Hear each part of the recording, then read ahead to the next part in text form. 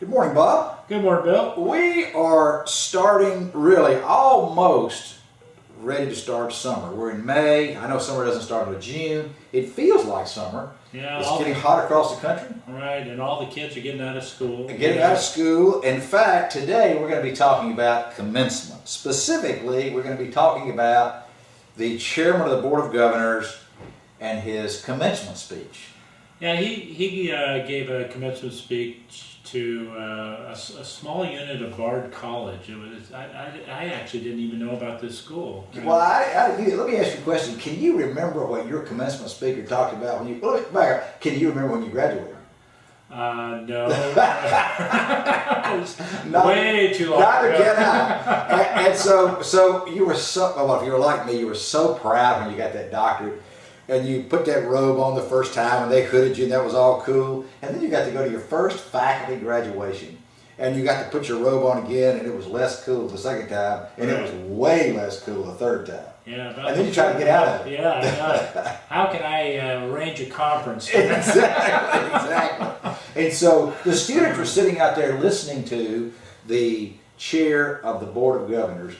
I bet they were thinking the same thing. Right. He was trying to, expand and expound on what he was doing and where they were headed, and they were like, "Would you finish?" Well, it wasn't a long talk, but I thought it was kind of interesting in that he basically was talking about innovation and what's the future likely to be for graduates, And he was talking about the fact that a lot of people today are saying that the IT revolution is not going to result in the same kind of big changes in lifestyle that occurred with the manufacturing revolution. Well, if we go back in the manufacturing revolution, there were some huge advances. Oh yeah, and as an example, he says, okay, let's take him, for example, and go back 50 years ago when he was 9 years old in '63.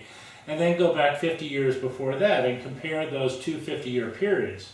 And from 1913, which is 100 years ago, it was very rural, where you lived in a dense city environment, and people were focused on getting food. Medical care wasn't anything like it is today. Transportation wasn't.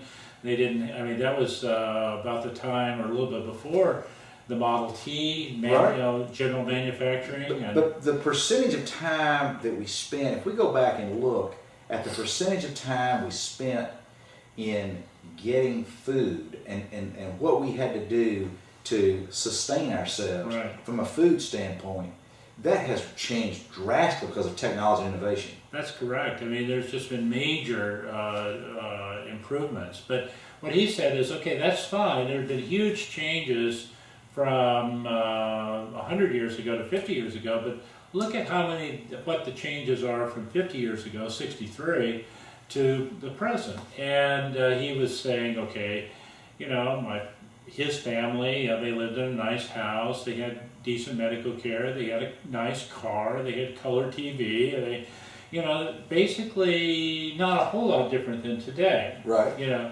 And so he's saying, well, that's why a lot of people are saying that the IT revolution promised a lot more than is actually delivering. But he goes on to say, that's from the pessimist point of view. Well, that's true.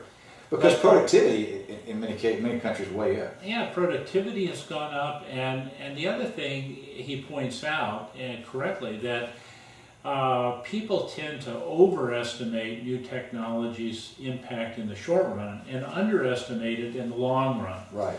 And so we're seeing a lot of small changes. We have more TV stations now than we did 50 years ago. A lot more choice. A lot more choice. In housing, we have a lot more choice. Have a lot more choice in housing. And financing, a lot more choice. Right.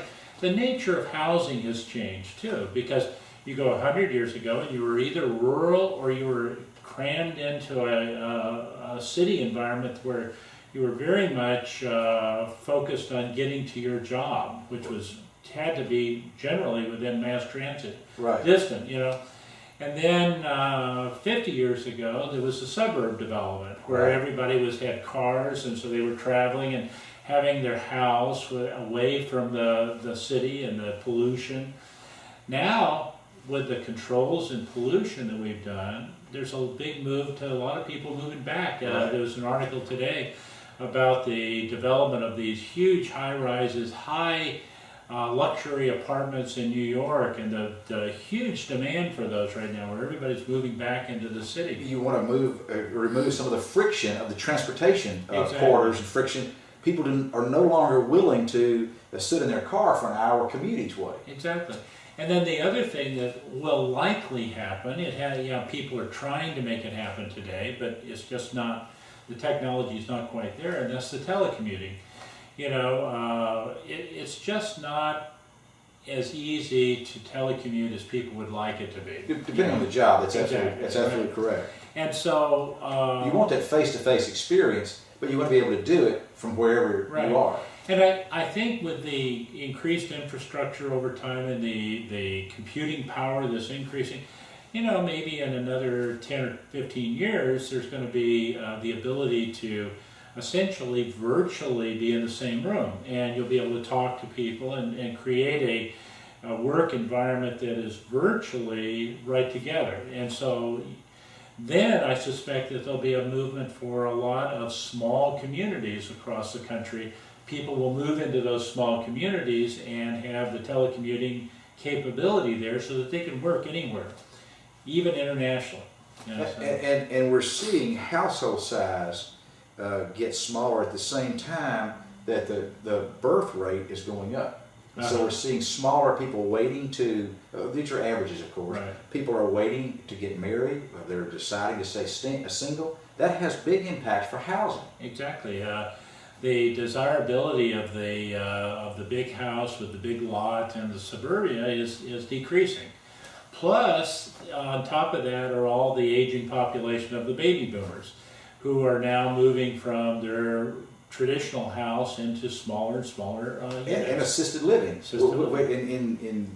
In the 70s and 80s, you didn't hear the term assisted living. And now you hear that, you heard convalescent homes, now you hear assisted living. People Right. want to be on their own. They're much more independent. Yeah, I was just out in Tucson helping my parents move into assisted living, and they were talking about the fact that assisted living in Tucson is a major growth industry. How many assisted living facilities are you familiar with in Tucson? About 40.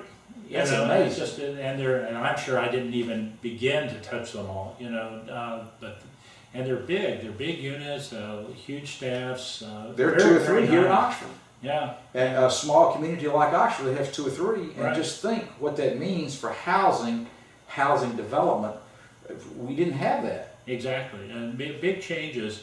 And how is that going to change in the future? I mean, now they're talking about, I saw an article this weekend about the beginning to use robots to provide medical service for aging people, particularly Alzheimer's patients, and having robots follow the patient around and be able to monitor what they're doing and keep track of them and provide some medical service for them, that sort of thing.